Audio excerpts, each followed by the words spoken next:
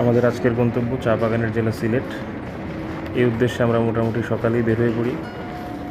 এখন বাজে 5:15।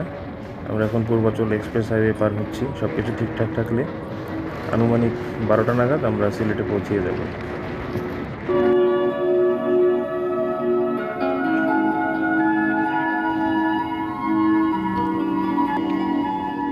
আমরা সিলেটে পৌঁছিয়ে গিয়েছি।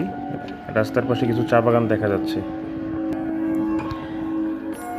আমরা যে গেস্ট হাউসে উঠব, নাম আশ্রয় guest house, just Sylhet cadet কলেজের পাশে একটা রেসিডেন্সিয়াল বাংলো, বেশ নিরিবিলি, এক কথায় ফ্যান্টাস্টিক।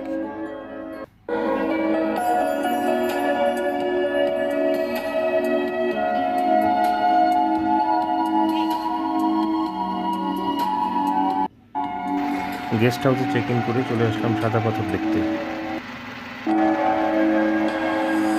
পরদিন সকালে ঘুরতে আসলাম আমাদের গেস্ট হাউসের কাছেই পর্যটনের সিলেট মোটেল।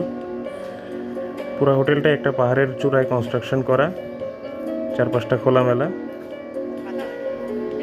এক কথায় চমৎকার।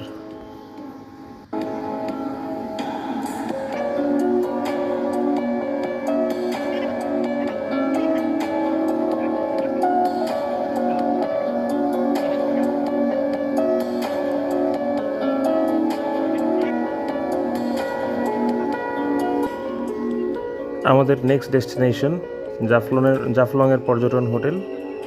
মজার বিষয় হলো এই হোটেলের রুম মাত্র 4টা, আর 4টা রুমই আমাদের বুকিং করা। তার মানে হলো এক রাতের জন্য পুরো হোটেলটিই আমাদের।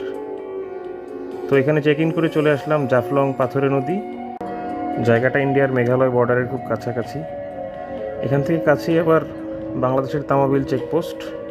যারা ইন্ডিয়ার মেঘালয়ে ভিসা নিয়ে যাবে তাদেরকে তামাবিল চেকপোস্ট দিয়ে যেতে হবে।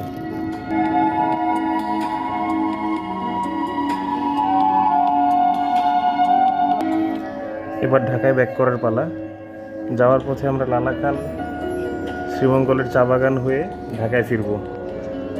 লালাখালের পানিটা এর ডিফারেন্ট কালারের জন্য ফেমাস, আর শ্রীমঙ্গলের চা বাগানে হয়তো অনেক টুরিস্টই যায়। Let's see.